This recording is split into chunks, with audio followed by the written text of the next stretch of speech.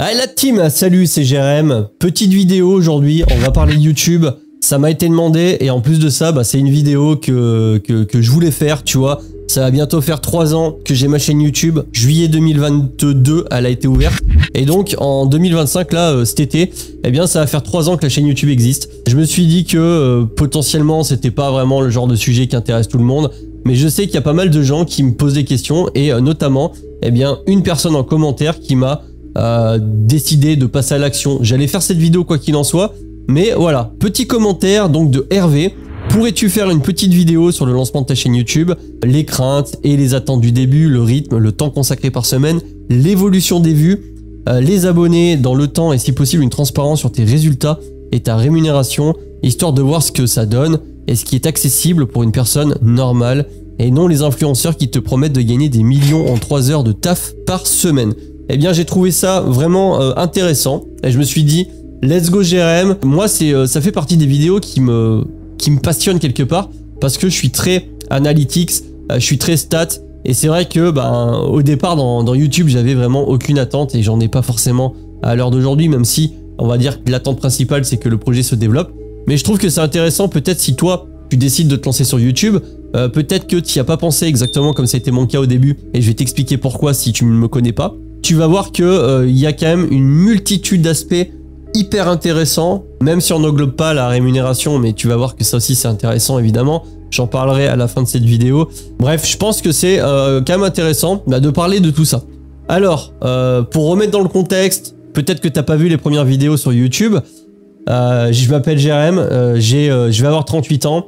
J'ai été un gros geek dans le passé, c'est-à-dire que je jouais énormément à des jeux vidéo type World of Warcraft, Counter-Strike. À cette époque-là, j'avais des amis de jeu, ce qu'on appelle des mates dans le jargon. Je jouais beaucoup avec eux, je faisais beaucoup de compètes. Sur WoW, je tournais avec plusieurs équipes et du coup, au fil du temps, je me suis fait des amis de jeu qui, pour le coup, derrière, sont quand même devenus des très très bonnes connaissances avec lesquelles j'échange encore aujourd'hui. Parmi ces amis, il y en a 2 qui sont devenus youtubeurs avant moi, dont un qui a une très grosse chaîne YouTube qui s'appelle Lo-Fi Girl. C'est vrai que cette personne-là, en 2015, alors 2015 c'est pas la date où j'ai ouvert ma chaîne YouTube, mais 2015 c'est la date à laquelle j'ai commencé à faire mes petits business, etc., à commencer doucement à développer la partie bourse et puis après la partie rénovation, achat immobilier locatif. Et cette personne-là me disait, est-ce que tu devrais partager ce que tu fais sur YouTube? Ça pourrait intéresser des gens. Moi, quand tu m'en parles, c'est intéressant, etc. C'est vrai que moi, au début, j'écoutais pas trop. J'étais vraiment en mode, ouais, mais tu comprends, déjà quand je me vois en vidéo, par exemple, lors des anniversaires, j'aime pas entendre ma voix. Quand je me vois, j'ai l'impression que je suis complètement inutile sur les vidéos. Un petit peu ce syndrome-là que je pense beaucoup ont. Bon, derrière, à force de me rabâcher, Jérém, ouvre ta chaîne YouTube, tu devrais vraiment ouvrir ta chaîne YouTube, tu vas voir, c'est incroyable, etc. Je me suis dit, bon, écoute, pourquoi pas, ça m'a trotté dans la tête et puis un jour je me suis dit pourquoi pas. Donc c'est parti, j'ouvre ma chaîne YouTube et à l'époque j'avais uniquement iPhone 12 que j'ai toujours et un micro cravate de la marque Rode, c'est les petits micros que tu mets ici. Et je me suis dit allez, je vais commencer à faire des vidéos et là tu vois que je suis actuellement sur le Mac. Ce sont des vidéos, quand je les classe dans les plus anciennes, des vidéos qui étaient quasi exclusivement sur de l'immobilier, l'investissement immobilier, l'achat d'immeubles de rapport avec la gestion locative, etc. Comment j'ai fait, bref, j'ai abordé un petit peu tous les sujets. C'est comme ça que ça a démarré, vraiment très simplement dans mon salon, sans éclairage, comme on dit, à l'arrache, en pur amateurisme, avec un montage plus que moyen. Mais bon, j'ai au moins eu ce côté expérimentation, puisque à l'heure d'aujourd'hui, je fais encore tout le montage, toutes les miniatures, toutes les vidéos. Personne ne m'aide, je scripte rien. Bref, je suis en totale autonomie.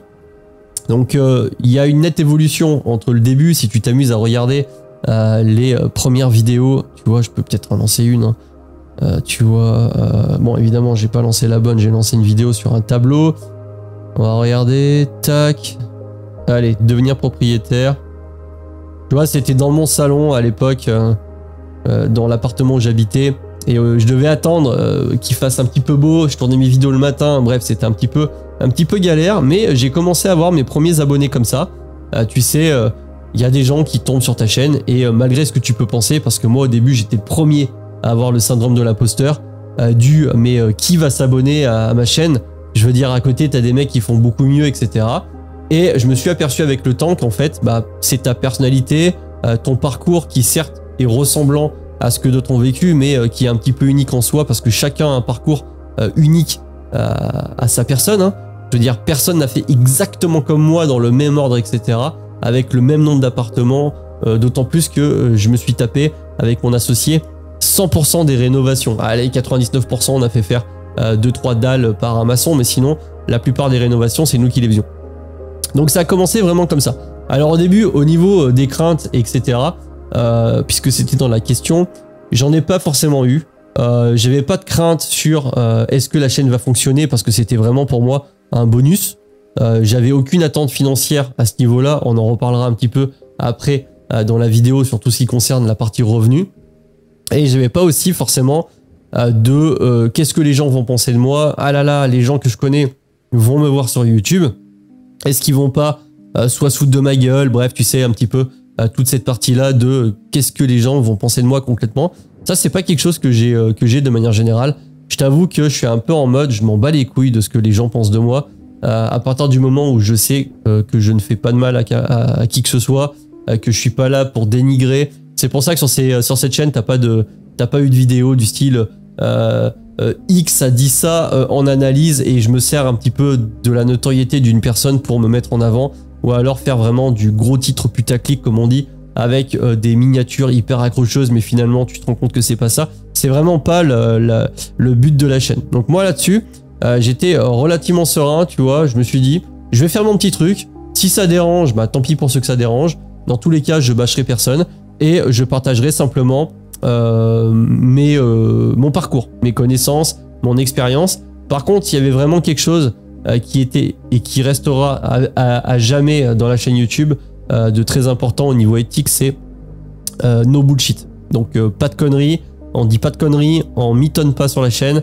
Il y a trop de personnes qui te font croire à des choses qui ne sont pas la réalité.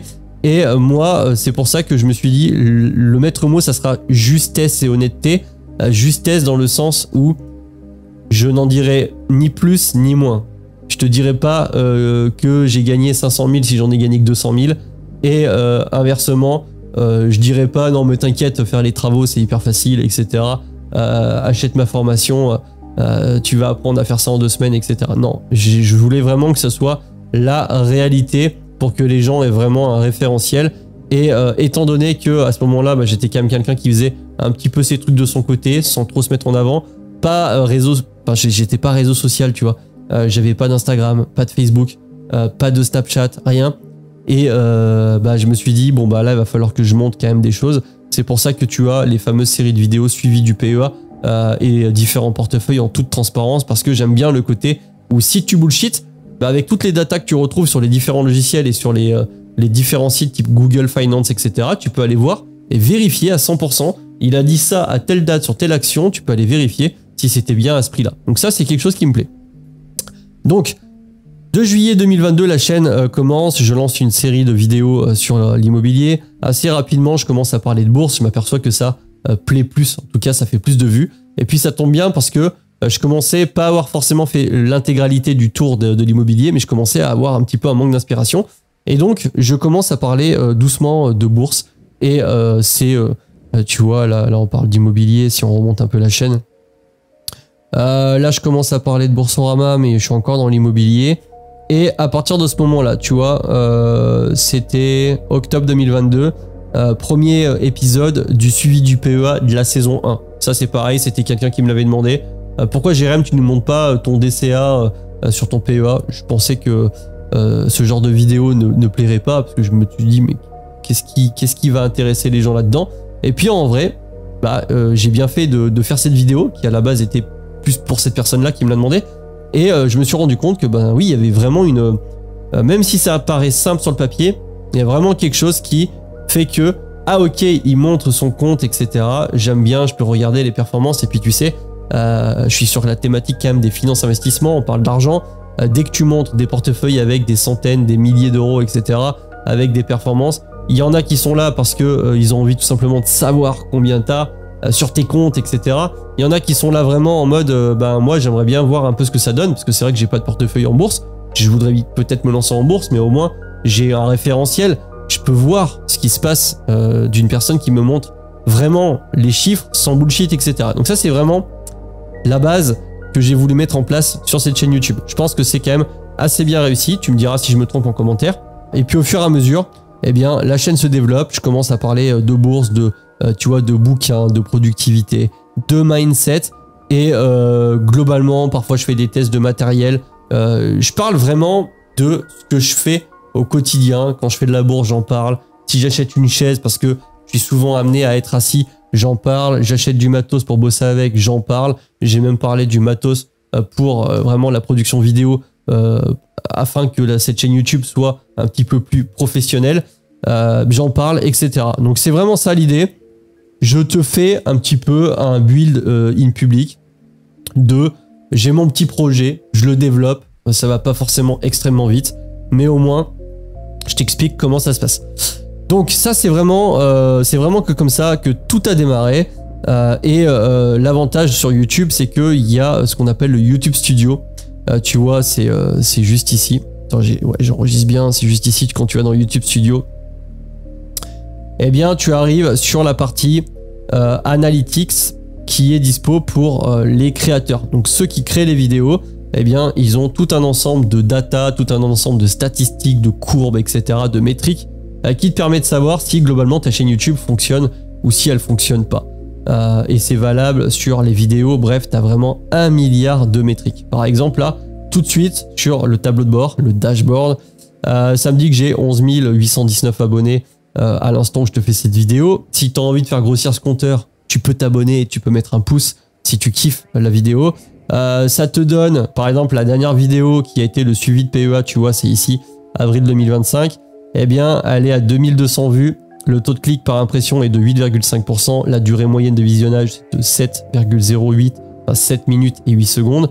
Et le classement qui compare cette vidéo par rapport aux 10 dernières vidéos que tu as publiées, dans le même laps de temps, tu peux voir que j'avais 2 vidéos qui faisaient un petit peu plus de vues, respectivement le suivi du PEA de Fortuneo mars 2025, mais en même temps il y avait une promotion dessus. Promotion, c'est que globalement tu payes pour avoir des vues, tu payes pour que YouTube la mette un peu plus en avant. Je voulais tester cette fonctionnalité, j'ai trouvé que c'était pas si énervé que ça, entre guillemets, mais bon, voilà. Donc tu as vraiment beaucoup de métriques et tu as aussi eh bien, les données analytics où là tu vas avoir vraiment beaucoup plus de métriques. Tu peux vraiment tout avoir. Tu as des courbes, des tableaux. Tu vois là, ça me dit que sur les 28 derniers jours, j'ai fait 47 700 vues pour 4000 heures de visionnage. Ça m'a rapporté 296 abonnés, 378 € de monétisation AdSense, puisque sur YouTube, tu es payé soit par ceux qui ont les abonnements YouTube Premium, tu as une partie qui est reversée quand tu regardes tes vidéos, soit directement, tu sais, par toutes les pubs que tu peux voir sur YouTube. À savoir un truc, peut-être que tu ne le sais pas, tu as la possibilité de mettre ou pas les pubs sur les vidéos, c'est pas automatique. Mais si tu les mets pas, YouTube ne suggérera pas tes vidéos, donc elles seront pas vues, tout simplement. Ils sont pas bêtes, hein. Leur modèle c'est de gagner de l'argent sur la pub. Si tu monétises pas tes vidéos, eh bien ils la mettent pas en avant, parce que pourquoi s'emmerder à mettre la vidéo d'un Gus qui monétise pas, alors qu'à côté il y en a une qui est monétisée pour le business model de YouTube, beaucoup plus rentable de prendre une vidéo qui est monétisée. Donc c'est pour ça que 100% des créateurs monétisent toutes leurs vidéos. Après tu peux jouer sur l'intensité des publicités. Moi j'essaie de trouver un juste milieu, même si je t'encouragerais à prendre un abonnement YouTube Premium si tu es consommateur.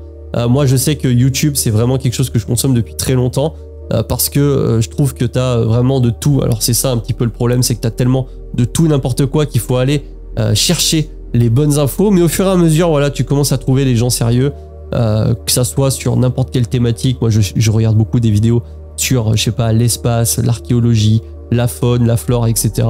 Et au bout d'un moment, voilà, tu connais en tout cas les youtubeurs que t'aimes bien. Et du coup, tu peux aller quand même beaucoup plus loin. Tu vois, si tu cliques sur voir plus, tu as des menus qui s'affichent dans tous les sens. Alors le but de la vidéo, c'est pas que je te fasse un tuto YouTube Studio, mais globalement, tu peux voir quelles sont les vidéos qui ont le plus performé, quelles sont les vidéos qui t'a le plus rapporté d'argent sur un certain laps de temps. Tu vois, tu peux choisir. Bref, c'est vraiment vraiment hyper complet. Tout à l'heure, la personne m'a aussi demandé de montrer un petit peu l'évolution, par exemple. Bah, ça, c'est très facile. Suffit de se rendre sur les abonnés. Par exemple, si on fait abonnés, là, on va sur depuis toujours. Et là, on peut avoir, eh bien, tu vois, les courbes avec l'augmentation des abonnés. Donc, le gros avantage de YouTube, c'est que quand tu publies régulièrement, tu t'aperçois que bah, globalement, les abonnés font que monter. Même s'il va y avoir des phases où ça monte un petit peu plus. Par exemple, cette phase-là, c'est à un moment donné, l'algorithme m'a mis en avant sur certains shorts. Ça a fait beaucoup de vues, j'ai gagné pas mal d'abonnés. Mais je me suis rendu compte que les abonnés gagnés avec les shorts ne sont pas aussi qualitatifs que des abonnés gagnés avec des vidéos longues. Donc ça, c'est vraiment quelque chose que j'ai appris avec le temps. Mais voilà, ça fait son petit bonhomme de chemin. Ça progresse doucement mais sûrement. J'ai pas eu d'explosion où tu sais, les grosses chaînes YouTube mainstream avec vraiment une prod grand public. Moi, c'est pas comme ça que je vois ma chaîne, en tout cas pas aujourd'hui. Moi, je suis vraiment en mode, je fais, je te montre, j'essaie de t'expliquer. Pourtant, j'aime bien les vidéos, c'est vrai que j'ai cité Finari, mais parce que c'est le premier qui m'est venu en tête, mais j'aime bien les vidéos grand public où tu vas apprendre des histoires, comment ça s'est passé pour Rothschild, Rockefeller, l'histoire, etc. Mais en réalité, bah, à part apprendre, on va dire, de la culture générale, ça t'apprend pas concrètement qu'est-ce qu'il faut que tu fasses pour gagner vraiment des thunes et comment tu fais pour optimiser tes performances. C'est vraiment ça le truc. Donc moi, aujourd'hui sur cette chaîne, je suis vraiment là pour essayer de faire la performance maximum, de trouver les meilleures solutions d'investissement qui me conviennent et de le partager en vidéo et d'essayer et de te montrer ce que ça donne. C'est pour ça que j'ai vraiment une spécificité sur ma chaîne qui est le levier sur ETF. En tout cas, je m'en suis... j'ai commencé par des ETF classiques et puis à un moment je me suis dit attends, je peux peut-être prendre un ETF à levier juste pour voir ce que ça donne. Quand j'ai vu les performances, je me suis dit putain, c'est vrai que ça envoie pas mal. J'ai l'immobilier à côté qui me permet de le faire. J'ai aussi mon CDI toujours parce que j'ai décidé de garder mon job dans un premier temps et de faire tout le side business en parallèle afin d'avoir le maximum de revenus et d'investir le maximum tous les mois. Donc ça, c'est vraiment comme ça que je gère pour l'instant. Je l'ai déjà expliqué, mais aujourd'hui, l'ensemble des revenus fait que j'aurais pu arrêter de bosser depuis fin 2022, début 2023. Donc voilà, ça a fait la différence. Je te cache pas qu'on va y revenir après sur la partie rémunération YouTube, mais ça a quand même fait une belle différence. On va pas se mentir. Donc moi, j'ai commencé vraiment comme ça. Et ma chaîne n'a pas eu, comme je te l'ai dit, d'explosion par rapport aux vidéos parce que je ne fais pas trop de putaclic. Tu vois, si on se remet sur ma chaîne, moi bon, de temps en temps, je fais, tu vois, le crack est fini, mais sinon, la plupart du temps, c'est plutôt relativement calme. Je ne fais pas, encore une fois, comme je te l'ai dit, de putaclic, d'incitation aux gens à cliquer, puis finalement, tu t'aperçois que le sujet de la vidéo va diverger. Bref, je cherche pas forcément à tout prix les vues coûte que coûte. Non, je cherche dans un premier temps vraiment la qualité, l'authenticité de Jérémy Sensei, c'est-à-dire ce que je fais, comment je le fais, pourquoi je le fais, et je t'explique tout simplement mon point de vue par rapport à tout ça. Je trouve que l'audience, en tout cas sur celle que j'ai sur le Discord public, parce que oui, on a un Discord, t'as un lien en description si tu veux nous rejoindre, c'est totalement gratuit, eh bien, est vraiment bienveillant et je trouve que la communauté que je commence à construire ressemble à l'état d'esprit en tout cas à la vision que j'ai. Donc je suis très satisfait par rapport à ça. Ok, maintenant on va parler, je pense, de la partie qui intéressera le plus de monde, qui est bien sûr la partie rémunération via YouTube, comment ça fonctionne globalement, qu'est-ce qui nous rapporte de l'argent sur YouTube. Alors faut savoir que quand tu crées une chaîne YouTube, tu vas dans un premier temps débloquer ce qu'on appelle la monétisation YouTube. Donc ça, il y a une condition, c'est d'avoir au moins 1000 abonnés, 4000 heures de visionnage au cours des 12 derniers mois. Il y a aussi une condition avec les shorts. Mais globalement, une fois que tu as ça, bah ça y est, tu sais, tes vidéos commencent à être monétisées. C'est-à-dire que tu vas commencer à récupérer bien, de l'argent. Au début, tu récupères pas grand-chose, puisque je vais te le montrer par la suite. Mais pour ma chaîne, en termes de revenus AdSense, qu'on appelle AdSense, bah, tu vois, c'est par exemple ici, moi je suis aux alentours des 400 € mensuels. Donc là, tous les chiffres à partir de maintenant que je vais t'annoncer est du chiffre d'affaires. En aucun cas c'est un résultat net. Bien évidemment, il faut y déclarer. Donc pour ça, soit tu crées une société, soit tu crées une micro-entreprise. Donc moi, j'étais en micro-entreprise. Je suis passé en société. J'ai essayé de développer la partie marketing sur la vente de services. Et j'ai tout arrêté et je suis repassé en micro-entreprise. Donc, tu vois, décembre 2024, 366 €, janvier 427, 350 en février, 445 en mars, 427 en avril. Et là, bah, le mois a attaqué doucement mais sûrement. Ça me dit qu'au cours des 28 derniers jours, j'ai fait 370 € globalement avec un RPM qui est le revenu pour 1000, eh bien, sur ma chaîne de 9,53. Donc, tu n'as pas forcément de référentiel. 9,53, c'est assez énorme. Pourquoi? Parce que je suis sur la thématique des finances et investissements. C'est les catégories sur YouTube qui payent le plus. Alors après, je sais pas comment ça va se passer, mais j'ai tendance à croire que le RPM va baisser avec le volume de vidéos, même si encore une fois, je ne pense pas que ma chaîne fasse des centaines de milliers de vues sur des vidéos finance. Pourquoi? Parce que je ne suis pas assez mainstream.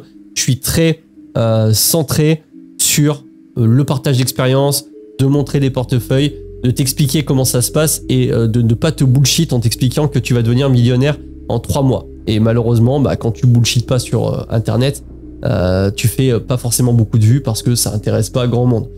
Donc voilà. Donc la partie AdSense qui génère quand même un certain nombre de revenus, puisque si je te montre depuis le début de la chaîne, depuis toujours, tu vois, on est à 5661 € générés en totalité depuis le début de la chaîne. Tu vois que là, la ligne droite, c'est toute la partie où j'étais pas monétisé. Donc globalement, bah, du 2 juillet 2022 jusqu'au... Ouais, ça a commencé là, le 13 mars 2023. Donc pendant plusieurs mois. Et puis au début, voilà, t'as des journées à 50 centimes, 1 €, 15 centimes, etc. Et puis, plus t'avances, plus t'as de vidéos, plus t'as d'abonnés, plus tu fais de vues, plus t'es rémunéré, etc., etc. Et c'est comme ça qu'au bout d'un moment, tu vois, tu te retrouves avec des 11 € par jour, 16 € par jour, 20 € par jour, voilà, 18 € par jour, etc. Là, à l'heure d'aujourd'hui, la chaîne pour 50 000 vues fait 380-400 € de revenus AdSense. Mais ce ne sont pas les seuls revenus puisque, évidemment, tu vas avoir aussi tout ce qui va concerner la vente de services ou de produits. Donc moi, dans mon cas, c'est de la vente de services. Il y a pas mal de monde qui me dit « Ah mais Jérém, je savais même pas que tu avais de la formation. » Donc ça se passe sur mon site web.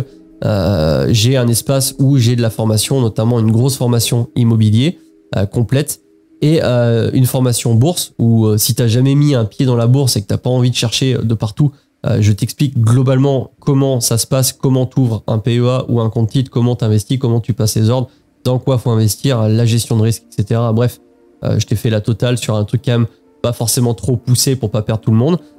J'ai des heures de coaching, parfois des gens me les demandent, et je vais avoir un accès à mon canal Telegram privé. Alors ça, c'est vraiment, je partage en temps réel ma stratégie et ce que je fais vraiment en temps réel. Je passe un ordre, je te dis, j'ai passé un ordre sur tel compte, sur tel produit, telle quantité, etc., etc. Et tout ça, ça existe parce qu'on me l'a demandé. Donc ça génère aux alentours de, allez, entre 10 et, je crois que j'ai fait 13 000 € à l'année au plus, mais bon, j'étais en SASU et je dépensais beaucoup dans du marketing. Mais sinon, ça rapporte globalement entre 10 et 15 000 € de chiffre d'affaires annuel. Pour l'instant. Parce que j'en parle pas beaucoup, parce que les gens, j'ai remarqué que j'avais des réactions négatives dès que je commençais à en parler, alors que vraiment, là, je te parle pas d'une formation qui va t'apprendre à devenir manager OnlyFans ou comment gagner 4 000 € par mois de manière rapide et safe en l'espace de 60 jours ou 90 jours. Non, pas du tout. Là, c'est vraiment, tu as envie de te lancer en immobilier, je t'apprends à faire de l'immobilier et tous les pièges qui vont t'éviter de perdre beaucoup d'argent. Donc ça, c'est vraiment purement de la valeur ajoutée. C'est, comme je te l'ai dit, la colonne vertébrale de ma chaîne YouTube. Et derrière, tu vas avoir aussi des revenus qui peuvent provenir des OP commerciales. Les opérations commerciales, tu sais, sur certaines chaînes, tu le vois. Cette vidéo est sponsorisée par NordVPN. Cette vidéo est sponsorisée par World of Tanks, etc. Alors ça, j'en ai pas fait. J'en ai reçu pas mal, mais j'en ai fait aucune pour l'instant. Notamment sur des cryptos de merde où ils payaient des 2000, 3000 $, mais il est hors de question que je parle d'un projet de merde. D'autant plus que moi, j'ai fait les choses un peu dans l'autre sens pour l'instant. C'est-à-dire que je suis allé chercher, si possible, les partenaires avec lesquels j'étais déjà en place avant d'avoir YouTube. Fortunéo, pour l'occurrence, que j'avais avant YouTube. Interactive Broker, j'ai ouvert pendant. Mais t'as compris l'idée, c'est pas par exemple Trade Republic qui vient me voir. Et puis du coup, je commence à parler de Trade Republic parce qu'ils m'ont filé un gros chèque. Non, j'ai essayé de faire l'inverse. Alors, je te cache pas que du coup, en faisant ça, évidemment que tu perds quand même de l'argent. Mais comme tu vas le voir par la suite, ça reste quand même relativement important par rapport à une certaine taille de chaîne et notamment au niveau de tout ce qui va concerner les affiliations. Alors, les affiliations, c'est encore une fois un peu comme les formations.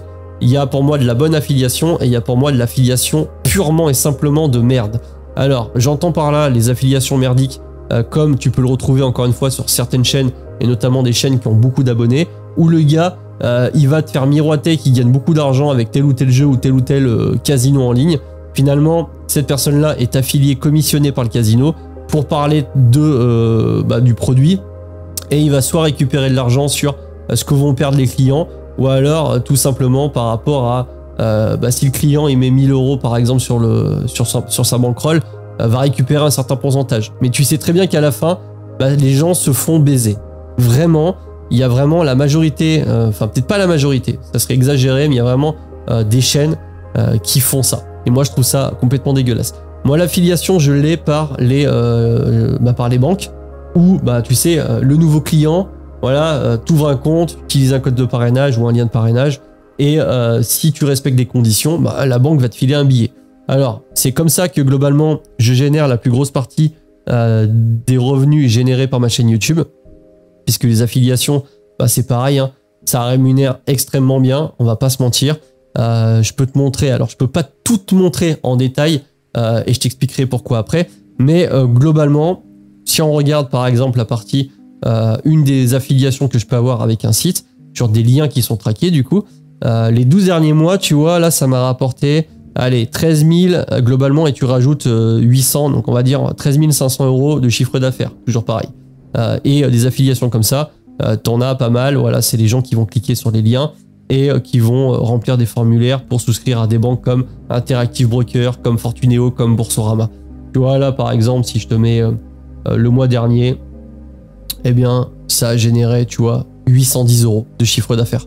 Donc ça c'est du passif, quasiment 100%, mais bon, c'est parce qu'aussi tu fais des vidéos et que tu proposes ce genre de lien. Donc des affiliations, tu peux en avoir à l'appel, tu peux avoir des montants qui sont complètement différents, tu peux avoir des montants qui vont peut-être pas du simple au triple, mais presque. Donc ça dépend vraiment de la taille de ta chaîne, du type de vidéo que tu traites et aussi des différentes banques en ligne parce que tout le monde n'a pas exactement les mêmes fourchettes, même si ça se ressemble un petit peu. Mais je pense que les grosses chaînes qui ont de l'affiliation massive, comme je sais pas, peut-être Asher ou ce genre de chaîne, c'est des dizaines et des dizaines de milliers d'euros par mois d'affiliation. Ça doit être un délire total. Après, j'ai envie de te dire, moi je suis à l'aise avec ça parce que j'estime que si quelqu'un ouvre un compte, que ce soit un compte titre, un PEA, pour commencer à faire de l'investissement, que cette personne suit à minima les 2-3 conseils que je peux donner et s'enflamme pas trop, eh bien au bout d'un certain temps, si elle voit long terme, elle va être dans le positif, elle va concrètement gagner de l'argent. Donc je trouve que c'est plutôt bien, c'est le but encore une fois de la chaîne. Maintenant, pour te donner un ordre d'idée, moi je n'ai pas placé le curseur au maximum sur la chaîne YouTube, c'est-à-dire que peut-être que là tu as vu les différentes formations, services que je peux avoir, tu n'étais peut-être pas au courant, c'est vrai que j'en parle pas beaucoup parce qu'à un moment j'avais vraiment travaillé en collaboration avec du service marketing, des closers, des setters. J'ai pas trop aimé l'image que ça donne, etc. Il y a vraiment une grosse image de mecs qui ont les dents longues et c'est un petit peu dommage. Donc j'essaye de mixer, c'est-à-dire que la chaîne rapporte quand même de l'argent, on va pas se mentir, parce que je peux l'investir, et en même temps de ne pas saouler systématiquement la communauté. Mais si je plaçais le business curseur à fond sur une chaîne avec allez 12 000 abonnés, c'est pas impossible que je monte à 120 130 000 € de chiffre d'affaires annuel avec une chaîne de cette taille et une audience qualifiée comme je peux l'avoir. Donc ça reste très important, ça c'était vraiment vraiment la cerise sur le gâteau puisque au début comme je te l'ai dit, Je m'attendais pas à ce que ma chaîne YouTube rapporte de l'argent. Je m'en suis rendu compte un peu par hasard.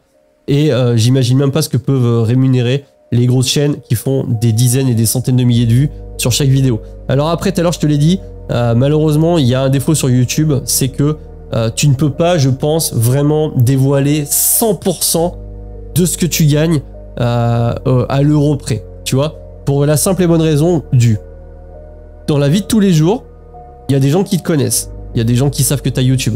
Tu vas à la salle de sport, tu vas croiser des gens qui peuvent potentiellement tomber sur ta chaîne YouTube. Les amis d'amis, les collègues, etc. parlent entre eux. Il y a des choses qui se savent, que tu le veuilles ou non. Dans la famille, c'est pareil. Qu'est-ce qui se passe si demain tu montres 100% de tes revenus? Eh bien, tu vas avoir par exemple des gens qui vont venir soit essayer concrètement de te cambrioler, hein, exactement comme ça arrivé à Inoxtag. Tu peux avoir des mauvaises réflexions, des gens qui jalousent, ah mais franchement, putain tu pourrais aider hein, Jérém, hein, parce que franchement j'ai vu ce que tu gagnes, si t'étais un mec bien, t'aurais donné un petit peu. What? Le mec il s'est foutu dans la merde purement par sa faute. Moi je me prive de m'acheter par exemple une belle bagnole et là t'es en train de me dire que je devrais lui filer 10 000 balles sous prétexte que je gagne bien ma vie, tu vois, c'est ce genre de délire. Et j'ai déjà eu des gars qui m'ont appelé en me disant voilà j'ai un problème personnel, est-ce que tu peux me dépanner, ouais c'est pas grand chose, 20 000 euros, tu vois, ce genre de conneries, hein, alors que c'est des gens que j'ai jamais vus dans ma vie, tu vois. Donc ça fait un petit peu chier et c'est un petit peu sur ce côté là que du coup je montre certains trucs mais je reste discret sur d'autres choses. Mais en tout cas, quand tu commences à avoir une chaîne YouTube qui fonctionne à minima, moi tu vois j'ai un peu moins de 12 000 abonnés, je fais une cinquantaine de mille, enfin je fais 50 000 vues globalement par mois. C'est pas la folie, mais franchement ça rapporte pas mal d'argent. Actuellement la chaîne YouTube, je te le dis, rapporte plus que mon salaire en CDI. Voilà, c'est comme ça. Maintenant c'est du chiffre d'affaires, c'est déclaré, je paye l'URSSAF, etc. Ça fait chier, mais au niveau rémunération, oui, YouTube ça paye très bien et les très gros YouTubeurs gagnent des millions et des millions d'euros avec ça. Donc voilà, concrètement, petite conclusion, qu'est-ce que globalement YouTube ça m'a apporté sur le plan personnel? Bah déjà ça a fait exploser mes business, on va pas se mentir. Je pensais pas que c'était un accélérateur aussi fort sur le développement et pas que sur ça, que ce soit aussi l'expression orale, la façon de se tenir, la façon d'expliquer les choses. Il faut se renseigner, le côté pédagogique, faire du montage, gérer des logiciels, ne serait-ce que être confronté aussi aux haters en ligne. C'est quelque chose que j'avais jamais eu puisque moi, comme je te l'ai dit, j'avais pas de réseau social à la base. Bref, tout un ensemble de choses qui font que c'est une très très bonne expérience et c'est vrai que si tu as l'occasion de créer une chaîne YouTube sur quelque chose qui t'intéresse, fais-le pas que pour l'argent parce que sinon ça va te dégoûter parce que c'est beaucoup de boulot. La fréquence de travail, moi c'est aller 1 à 2 vidéos par semaine et ça me prend aller entre 4 et 5 heures par semaine de travail hors recherche et dans tous les cas c'est ce que je ferais même si j'avais pas YouTube, tout ce qui concerne les petites recherches sur la bourse, l'analyse des cours, etc. Mais le jeu en vaut la chandelle et ça te permet surtout aussi d'étoffer ton carnet de contacts qui pour moi est vraiment le truc peut-être le plus important. Allez, je pense qu'on a fait le tour, j'espère que tu as kiffé. N'hésite pas à liker, à partager si tu trouves le contenu sympa. Et puis je te dis à la prochaine, c'était Jérém, salut.